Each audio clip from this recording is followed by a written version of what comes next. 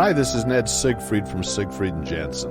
As proud sponsors of BeliefCast, we hope you are inspired by Todd's weekly podcasts, which contain so many courageous stories of recovery and personal growth.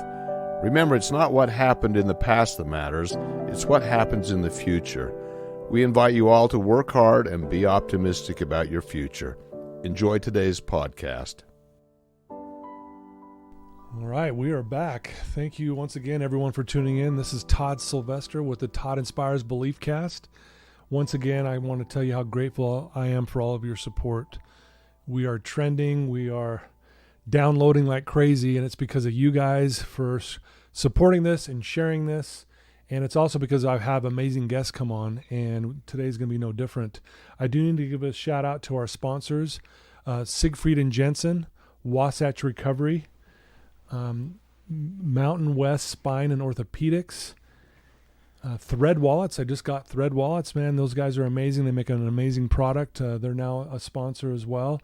And then Living Recovery Interventions. They're also a sponsor, and we got a bunch of silent sponsors as well. So thank you. You know who you are. And then the music that you heard at the beginning, and you'll hear it at the end of this episode, is by my good friend Paul Cardall. He's an award-winning pianist. He's got 25 million active listeners every month, and just I'm grateful that he's a part of this as well. So we are just in a good spot. I'm surrounded by amazing people, and I love you guys. Well, today we have a guest. His name is Rob Shaffer. Rob, thank you for joining us. Absolutely. Thank you for having me. Yeah, Rob has an incredible story. He was referred to me by a mutual friend of ours, someone that I used to work with here at Wasatch, and I'm just grateful that he connected us. Yes. And you're great guy. A little background on Rob, and there's a lot of background, but I'm just going to hit a few key points. He's a self-development coach. He's got a bachelor's from the University of Utah in social work. He's had a 10-year drug addiction, which we're going to really get into because it's miracle after miracle in his life through, a lot of pain and anguish and trauma in his life. He does retreats, if I'm not mistaken. It's called Hive Vibrations, Hyve. Correct. Hive, yep. And which is amazing. You're just trying to make a difference in people's lives because of what you've been through. And that's what really stood out to me, Rob, is that despite the trauma and the pain and everything that you've been through and the craziness at times, right, that here you are going, okay, I'm where I'm at now, and I want to make a difference. And that really stood out to me, and it really inspires me. So thank you for being willing to come here and share your story with us today. Oh, absolutely. Thank you for having me. You bet. Wanted to hear it. So why don't we start? I know there's a lot to talk about, but why don't we start? Tell us a little bit about where you grew up and your childhood. So I grew up in Utah County in a small town of Payson. Okay. It's about an hour south or 45 minutes from here. Yeah. And I grew up, I think my parents divorced when I was 2. And I'm not sure when my mom remarried. I wasn't, maybe about 4 or 5. Anyways, I think I shaved my head the day that my mom got remarried to my stepfather. I was just very young. So anyways, I can only remember that particular point in the story. Were you doing it to rebel kind of thing, or just decided to shave your head? Probably both. Probably a little both, yeah. Yeah, it was a pretty shaky thing up in our home. Yeah. So anyways, so we had a home in Provo when I think my parents were still married. And then we moved to Payson when I was like 6 or 7. Okay. So then I lived there till I was 18. Yeah. Do you have siblings? I have 2 older brothers. Okay. Next oldest is Greg. He's 4 years older than me. And the last one is Garrett. He's 6 years older than me. Gotcha. Okay. So how were you as a child? Were you rambunctious, getting in trouble kind of kid, or were you like into sports? What was it like? I was into sports, but that's because my mom put me into sports. Yeah. Like I was a really good swimmer. Oh, okay. So I was in swimming for about 10 years. Swimming's no joke. Yeah, it is no joke. That's quite I love it. Yeah. Funny story, I've also drowned once, and I remember it vividly. And so typically, you'd think you'd have a fear of it, but I love water. So, okay. But yeah, swimming was a really for 10 years, sport. huh? Yeah. I skateboarded when I was younger. Okay. I felt like that was a kind of an edgy sport. So the friends that I had were out there, curbing up wax on somebody's property. Exactly. Oh, that's awesome. Any other things that you were involved with besides those things? No. Pretty much that. There was, depending on what age we're going for, it went from like skateboarding to BMX biking to back to mountain biking, and then hiking, and then cycling, all those sports back through. But nothing really official other than the swimming. Gotcha. Okay. Well, obviously, what we want to talk about and get into, because there's a lot to share with, and people need to hear this. In your early teens, you started experimenting with drugs, started with weed, and eventually led to meth. So kind of just talk about that, and then just kind of go from there and share kind of what this road led to for you. Okay. So to give a better little idea is that from the divorce at that young age of 2 Mm-hmm. till I started showing signs of this outbursts, that was all the framework being laid for like how I would develop later, and then how I would give back. Gotcha. in the current time. Okay. And so that was a pretty like tumultuous time to be living in my home. My mom was constantly freaked out, always fighting with my dad, with my father, and she had full custody of us except like 1 or 2 weekends out of the month. Okay. So that kind of set a lot of roadblocks and some good psychology for all this to make sense later. Yeah. Right. But when I started getting into drugs and weed, is because my oldest brother Garrett was doing it, and I idled him. So Okay. And then Greg and Garrett, my older brothers, they would hang out together, but I was too far away in years from them, and it was like an island growing up. So I idled them, even though they would never want to hang out with me. Yeah. Right. It started when I was 15, and there was a little bit of drinking too, but I didn't really care for any of that. Just skipping class, the normal stuff. I think I became aware that I had a really good addiction as soon as I was starting to ask my brother more questions about how to like get more, or what you were doing, or how does this all work, and just as I was naturally falling into that world. Right. And I could also do school with it. I was still being capable of doing all the activities, and so it wasn't bothering Did your me. mom or dad know that you were doing this? My or did mom you knew gotta that keep my it- oldest brother was doing it, Okay. but I was kind of on the low key. And, Yeah. out of all three of us boys, we really I think we really wore our mom out. Right. So by the time I came along, she was like, you know what, you'll figure it out. Yeah. And I was like, oh, okay. Okay. Yeah. So, Yeah. in retrospect, it was just attention that I was looking for. The drugs and all that stuff. It was fun, but later I just find out that it's just another way that I was just trying to get attention, whatever way possible. Yeah. Right. So I think it was, I watched, my brother picked me up one morning to go to a concert, my oldest brother, Garrett. We were going to go to a big ass show at the Utah County Fairgrounds. Yeah. And I had watched him. We pulled up to a buddy's house to pick up something, and I had come inside, and through the doorway I'd watched my brother snort something up his nose, and I asked later what it was, and he explained to me that was meth, and I said, well, I want to do that, and he goes, no, and I just pined over it all day long, just hounded him. Kind of ruined the concert. So eventually, as a good brother does, he teaches me. Yeah. Yeah. It's all innocent, it feels like at the time, right? Yeah. And it introduced me to an entirely new perspective of just where I was in my life and what the things that were going on. I think I'm 16 at the time. Yeah. I'm just barely getting my learner's permit. I've got a side job. I'm doing really well in school. And so I kind of think I'm like in the fast lane. I'm like, ooh, dude, my life's like really exciting. Yeah. And it was. Until I guess it wasn't. Until it wasn't. Yeah. And I actually think that I was 17 at this time, because I remember in the first year the World Trade Towers coming down. So then I remember being that time. Okay, being yeah. Then. For sure, yeah. And it also supported the crutch of using drugs, because I thought, the world could possibly be ending now. So, why give up? Let's go strong as fast as you can. Yeah, right. And I think before too long, my brother had an alliance with me to only use with him, but that quickly dissolved, and I just started doing it all the time with other people. And, Right. And in that fashion, and so that actually drove a wedge between our relationship. Yeah. And so I just kind of kept experimenting and going deeper and deeper.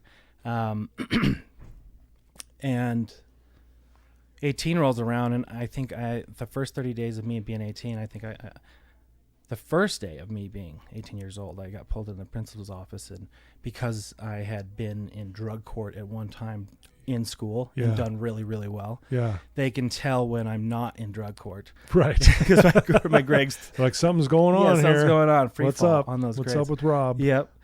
So I was asked to either go back to drug court or I could be released from that school. And so I said, okay, then I don't want to be here anymore. My mom was on the city council in Payson at the time, and so she got word of that pretty fast. Yeah. In fact, it takes me like 25 minutes to walk from the high school to my house, and she knew and was at the home before I got you got there. Yeah. And that was like 9:30 in the morning. So she's like, you can either pee in this cup or you can get out of this house. And so like that happened later that day. So those, 18 was a whammy. Yeah. Wow. Yeah. And then I had already been kind of on the radar with a local PD about some arson and some burglary in the neighborhood. So it's kind of already on cops' radar. Yeah. So I don't even think it was a month into my 18th birthday, and I was locked up for the first 30 days.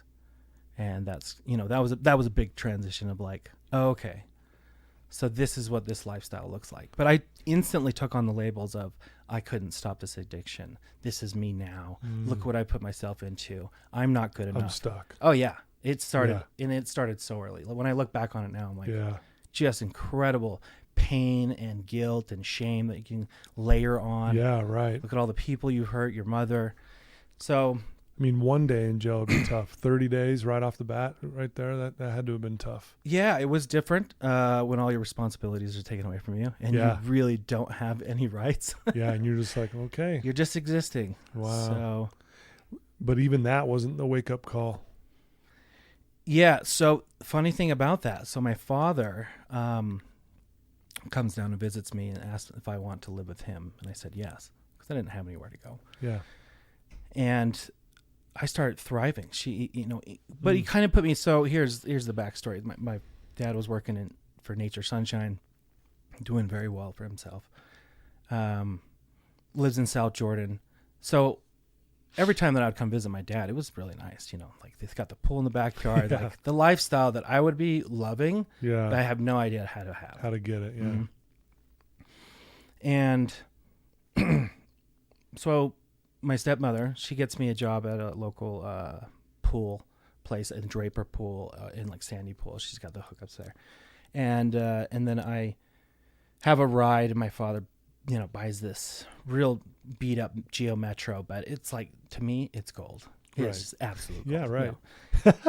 About halfway, 4 months into that, I'm getting into shape. I haven't smoked cigarettes or anything like that. Right, And then all of a sudden, the thought of I have to use comes into my head.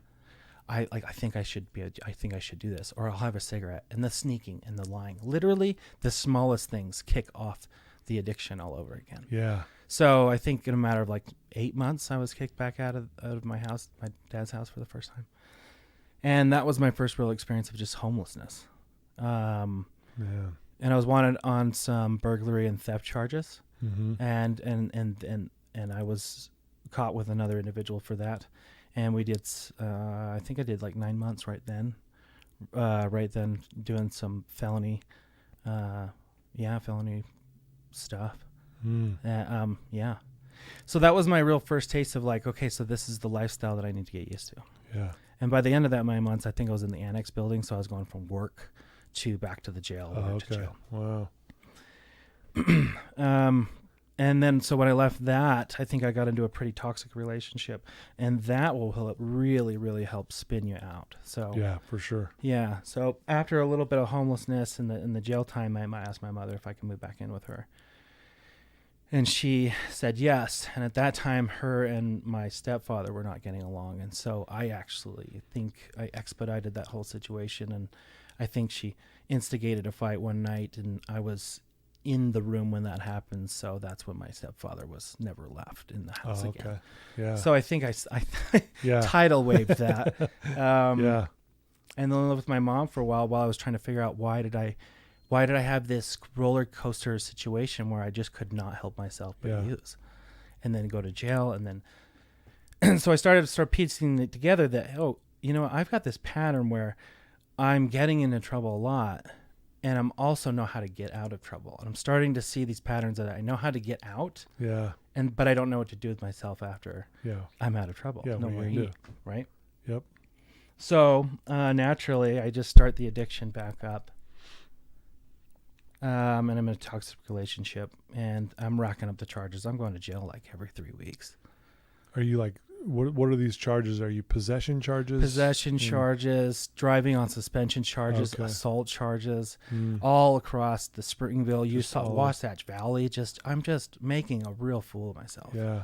And meanwhile, trying to support a really healthy addiction now, and trying to just stay under the radar of anyone that, of my family or anybody like that. Right. So. Wow. Yeah, just out of control, it sounds like at this point. Yes. So 2006 rolls around, and so by this time, my father and I have a pretty tumultuous relationship, but it's not done. Yeah. And on July 29th of 2006, it's July 28th of 2006, the day before, my father had invited me up to go boating at Jordanelle. And I declined, and I was pretty messed up at the time. I just made up a lie. I said, I'll see you in the morning. And about 6 hours later, he was pronounced dead at a hospital in Heber. Wow. Just of a heart attack. Sorry to hear that. That's okay. That was, thank you. It was a huge gift.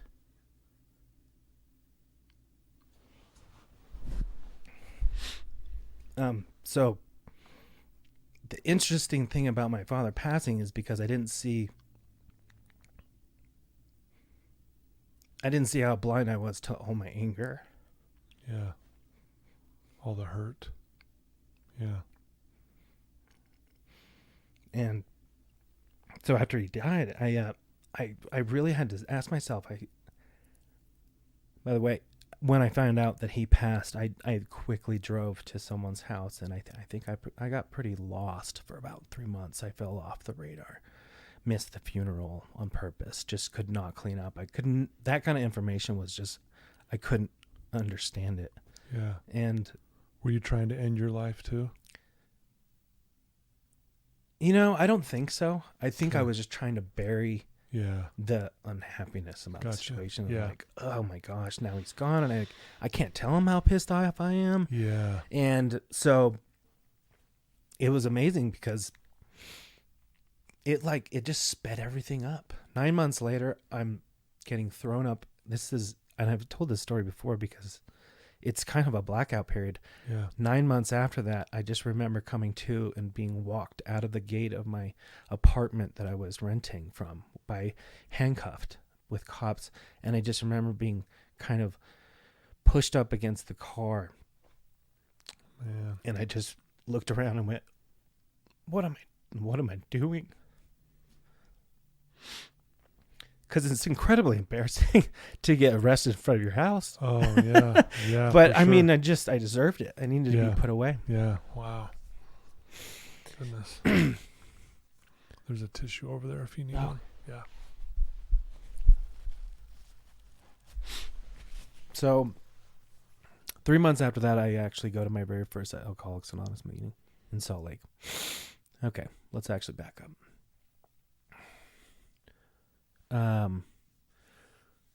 The one of the most pivotal moments was after my father's passing in about that 9 months. I got released the same night that I was handcuffed against that car. Okay. And I hooked up again, and I went back to my place, and I put it about half of what I had in syringes, and I just I didn't try to end my life because I didn't think it would be really that possible, but I tried to just stop the pain, and I just cried for like the next 4 or 5 hours. And I had so much meth inside of my system, and it was just like, okay, it's done working. It doesn't work anymore. Yeah. And I actually, funny thing is, I prayed, and then I was like, dude, I don't know what's going on. I don't know who you are. What's going on? I hate this, whatever this is. Yeah. And I, it's the funny thing is I still go back to the most pivotal moment is I was like, either kill me, lock me up, or like show me a different life. Yeah. That's right. it. Like, just let it happen. Yeah. Because this is crappy. And it was the next day, someone called me and asked if I was looking for a job, and I said yes. And he explained his situation. He said, you just got fired from this other guy, and I'm friends with him, and I would really like to give you a chance. He says you need some help, and so I'd like to help you. So I went up and roofed a deck on a house for him, and he gave me a check, and I opened up my wallet, and I just showed him a bunch of checks, and I was like, I don't even know what to do with money, so your check doesn't help me. Like, because if I cash it, I'm just going to use. Like, I don't know what to do anymore. Yeah. And he's like, okay, well, and let's go to a meeting. And so he took me to a very first, I don't know, like a 3 p.m. meeting. Yeah, right. At Al-Anon on 50th. And I don't even know if it exists anymore, but there's a big, huge complex surrounding that church, right? Yeah. Anyways, so that was my first real taste of AA, and I was like, okay, well, if this is what I have to do. And so I just went from Linden to Salt Lake, and I hung out in the valley as much as I could, go to as many meetings as possible. The cool thing was, this guy actually who employed me, is that he agreed that if I did not contact my ex, she was kind of the crux of the deal. Yeah, that obviously opened the door for you to just crash and burn again. Yes. Yep. Yeah, absolutely. Every time. Yep. It's like a formula, and Yeah. people don't get it when you first hear it. Yeah, no, I understand. So he paid my bills. He bought me a car that I paid off with several jobs. And that was my real go at like putting some sobriety, putting some clean time underneath me, and dealing with the crap that I had going on. Yeah, right. It wasn't, I had, relapsed on heroin in 2009. Yeah. And almost lost my leg. I've kind of passed out on my leg and cut the sciatic nerve off for a long time. So was driven to one hospital, woke up at another. And that's the information they gave me. And so I lost my apartment because the person that was renting the room to me was the one that drove me to the hospital. So obviously they didn't want me in their house anymore. Yeah, right. And you had to learn to walk again, right? Because of that. Yeah. And so I didn't have insurance. So I didn't lose my job, which I'm a roofer. So learning how to lock out a leg that doesn't want to work, or you can't really feel it anymore on even a pitch or even level grade, it was impossible. It was I still have things that I'm working out with that leg. So it was a hell of a deal. It was a great wake up call. It bought me my next, into my next like 4 years. Wow. And spent working with a company that we did out of state roofings, a lot more. So I was out of the state, 28 days of the month, and came back just to refresh, maybe pay bills, and just get back out.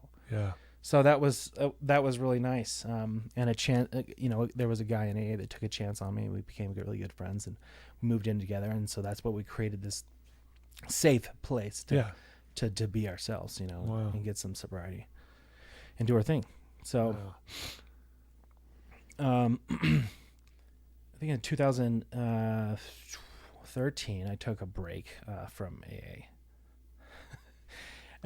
The same day I picked up a chip too. It was really funny. I picked up a chip, and later that night I was like, all right, I'm going to try drinking. And it was one of the most bizarre years of my life, continuing to try and absolutely just prove that I can monitor what's going on. I can do this. And you know what? I did it. I tricked myself. It was completely fine.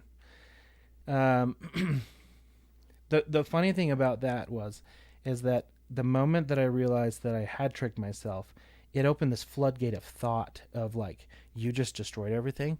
Just go over the edge now. Like, just Yeah. do it. Right. And that thought scared me so much that I broke up with my fiance that I was dating at the time. Moved out of the apartment, moved right into one of my buddy's places, and I was like, "Hey, dude, I'm like, here's my new schedule. I'm gonna be here at these times. Please, thank you so much. Yeah. Great support system." Right. And that's exactly what I did for the next, what was it, till 2020. Yeah. And let's see, in that time, in 2015, I petitioned to a board of pardons because at that time I had put a couple years behind my college degree. First at Slick, just Okay. getting a general, Yeah. and then transferring over to the University of Utah to get my social work degree. Right. And so one of the first things I need to do is clean up my record. Yeah. Yeah, I kind of need to do that. Kind of. Yeah. Yeah. So what I It's had on at the time I had 53 charges. And so I was just trying to get them. Yeah. So I spent a lot of years actually writing BCI, the Bureau of Criminal Investigation, and they would deny me because they're like, you have 5 of these charges and you have you have 9 of these charges. Like, these will never go away. No. I'm like, dude, just come on. So eventually they wrote me and said, stop writing us. This will be the final letter. We just opened up a board of pardons with 6 members on the director and, apply with them, see what they say. So I did it. Immediately turned around, wrote the letter, came back. They denied it. They found a fine that had been accruing interest in Provo for like 8 years.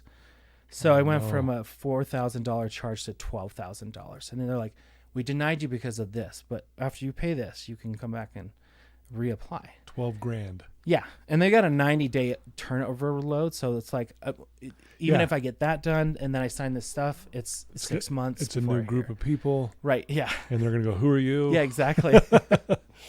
So I applied again. Jeez. And they gave me a pre-approval of a consultation and kind of meet with who is going to help you proceed through this whole thing. Yeah.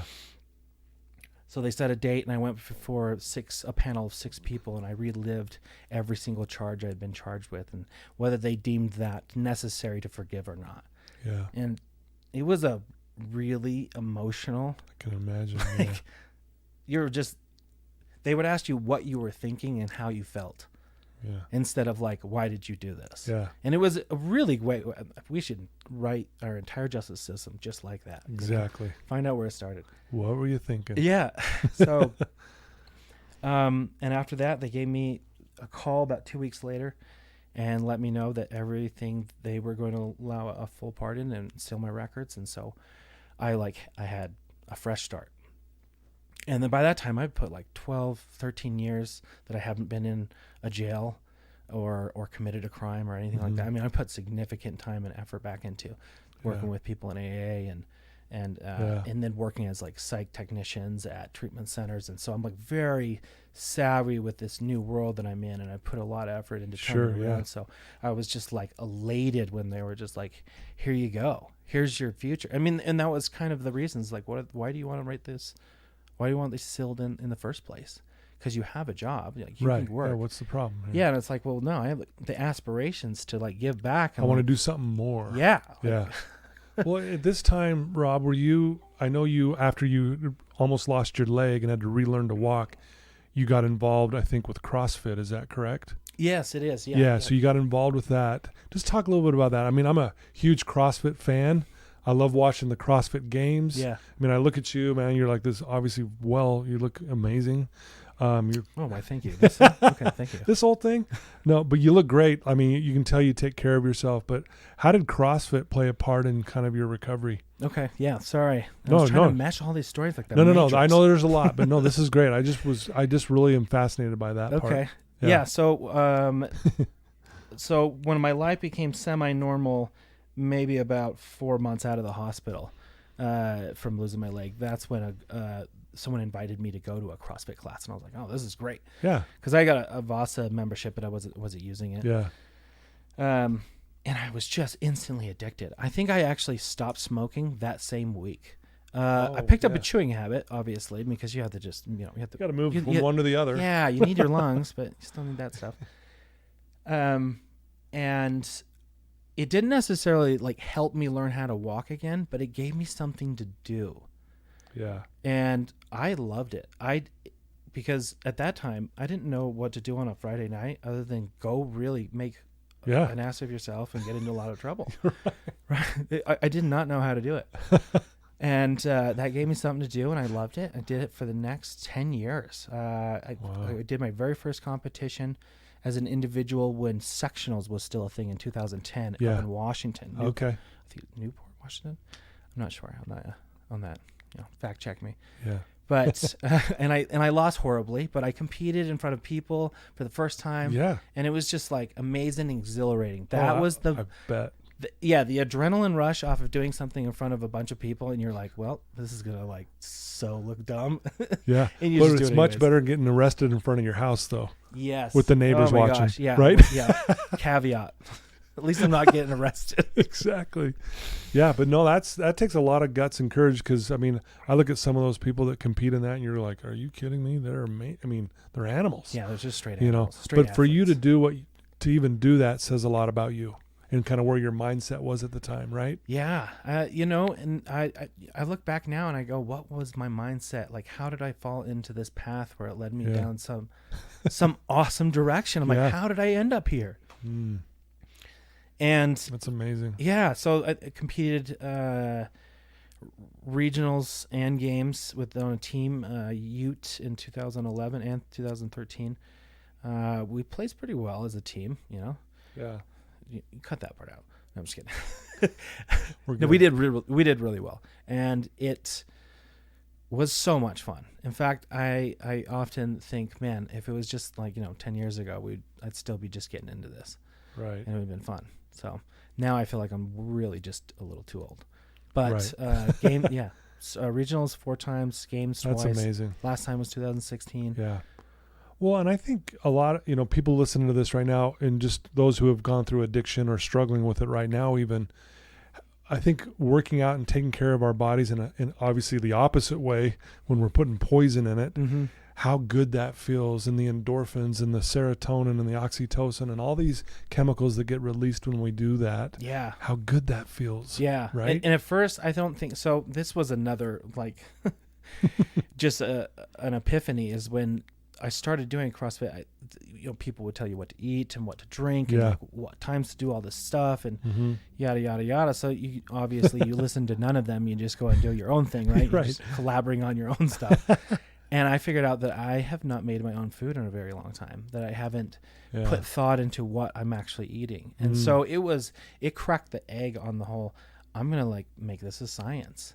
And now it's really exciting to make those types of transition in the nutrition aspect. Yeah. Like my wife and I cook every night together, but for multiple reasons, just because we want to hang out. Yeah. Spend time with each other. Yeah, we love cooking. Connecting. Exactly. Yeah. But back then I'm trying to figure out how the oven works, and I don't know what this plate does, and why is there 2 different sizes of forks?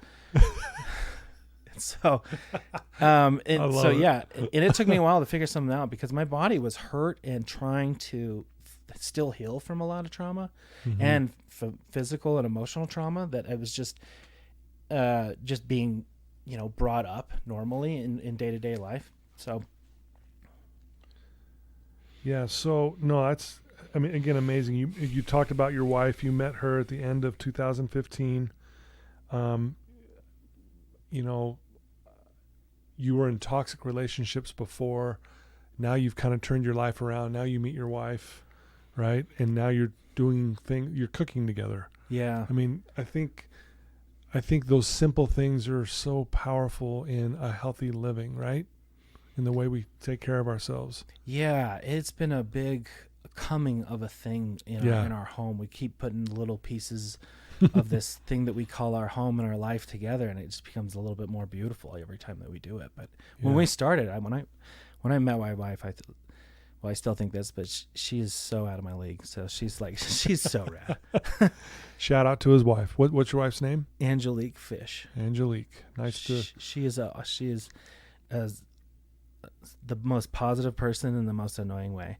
So like you can't be this happy all the time. I know, right? but One of she those is. things. She's just Yeah. a good spirit. And Yeah. so when I met her, she was just really outgoing, and I wanted to be a part of whatever she had going on. And ever since we first hung out, it was just like an explosion of excitement. Like we're so opposite too. And that's what makes it Yeah. great, you know? Makes it gel. Yeah. Yeah. I'm just about as lazy as they get. Really. I have like such high aspirations. I'm just kidding. I've done a lot, but she's just next gear. Right. So Yeah. she does a lot of outdoor stuff with women. Okay. She's got the Wine Hiking Society thing going on for Oh, her. cool. Yeah, they've been Right. doing so great. And Oh, so that's awesome. and so we get outdoors a lot, and we spend a lot of time together, and to be blessed to have the type of a teacher she is to me. Yeah. Wow, that's awesome. Well, I'm glad that you found her and she found you. Yeah. You know, there's a lot of questions I have for you, and I'm going to ask you a really tough one right now. Okay, and it's a tough one. Okay, you ready for this? And I know there's so much more to your story, and I know you're chomping at the bit to get to all of it. Yeah. But what do you, going through all of this, what is the biggest lesson do you think you've learned? I mean, through the drug abuse, through, you know, even back when you were a kid and watching your parents divorce and dealing with all of that and being arrested in front of your house and almost losing your leg and not being able to walk and just years and years of addiction and criminal behavior. And I know this is hard. You've learned many lessons, I know, but is there something that stands out to you, Rob? As far as lessons wise? Yeah, just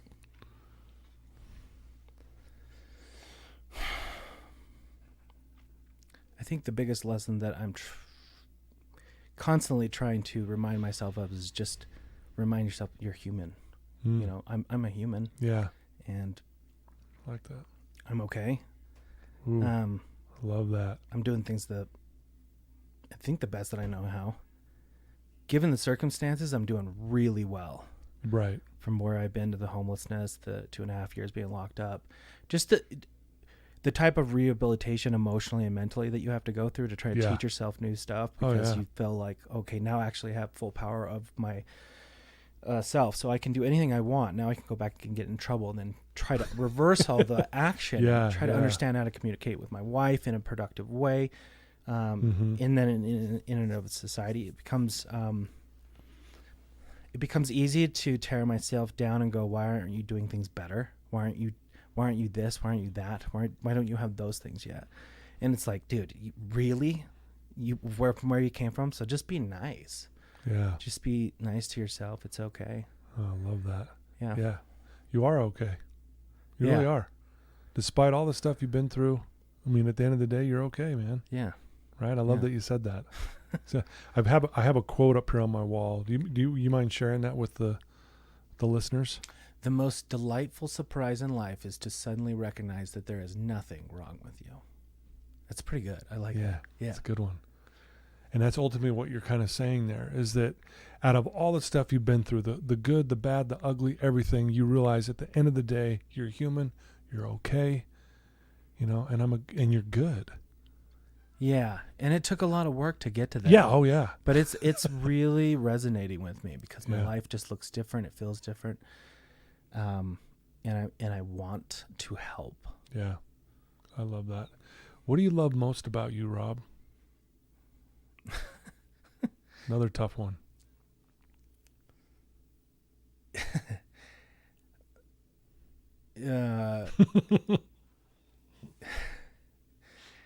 I think I pretty much give it my best every day to like tell the most. I don't know. I think I'm a funny guy. Okay. Yeah. Yeah. And so I'm always trying to come up with another joke, but some like half of them don't make it to the speaking piece. But they're hilarious. I'm like, wow, don't ever tell that joke. So I'm constantly trying to do that. So I love that about me. Yeah. So it makes life livable. Oh, that's very cool. Yeah. You know, now are you currently in the graduate program for social work? Is that correct? Mm-hmm. Yeah. And you're looking at graduating in May of 2023. Correct. Right on. Congratulations, by the way. That's another so much. No easy feat. Yeah. That's a tough thing you're doing, right? Yeah. I've changed 3 cohorts, so been doing this for I've been doing part-time for a long time, so Yeah. it's a long time coming. I'm super excited. Yeah. And then what else are you doing? You currently own your own company, is that correct? Yeah, I started a roofing company in 2015 and still have it currently. Right. And then started started my new company in this year, actually, 22, Hive Vibe or High Vibrations, however you want to say it. Yeah. The vibrations might be like, too long to say. So. Oh, I like that. So tell us about that. What is Hive Vibe? So last year I thought about creating a program for men to do experiential therapy in the woods or do some guided activities and stuff like that. Just be with guys, just to reestablish this connection with dudes. Yeah. And I didn't do anything with it for about a year, and then this year rolled around right at the end of January, and I was like, let's just do it. So I contacted a bunch of friends. We did a little beta testing with a weekend retreat, came back. It was a smash, got great results. So we changed the program a little bit and to reflect more of what it is. But really, it's a backbone piece, or at least a starting piece. I'm not sure exactly how I should word it, but the retreats is more like at the back end of what I've really got going on, but I'm trying to do coaching on the front end. Gotcha. But we flipped it around on this one, and so that's what I do is a self-development coaching. Love that. Right now. Yeah. Very cool. And so everyone gets a chance to see a different dynamic on the retreat. On the retreat as well. Yeah, beautiful. Well, I love that you're doing that. Again, that's your way to give back, and people really resonate with you because of your story, because your story makes what you do now authentic. Yes. Thank you. Yeah. That's the beautiful thing about what you're doing. And, it's like, had you not been through any of that, it'd be really difficult maybe to do this. You might not even be doing it, but people would probably not listen to you. Like, what is this guy? He's nothing. He's never been through anything. Yeah. You know what I mean? Yeah. But yet when people hear your story, and I love the way you share it, by the way, it's very vulnerable and open. So I don't know. I'm just really think it's great that you're doing that to give back. Thank you very much. Yeah. It's very rewarding so far. We've gained a lot of traction and a lot of clients, and I'm super excited to see what we can do as far as gaining more relationships with bonds with men and just helping people move through their path. Yeah. Anything else you'd like to share before we wrap things up?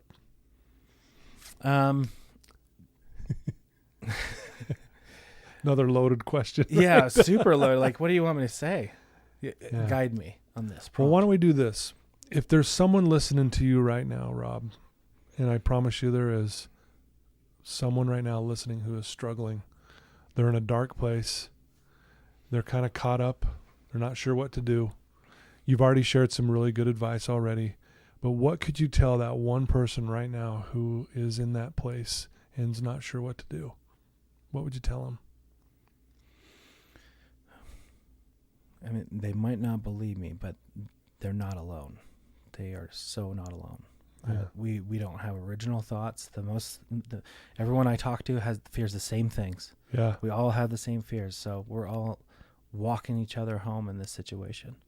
So I hope that there's somebody that you can reach out to or be willing to reach out to talk to, because talking does so much. It does, doesn't it? Yeah.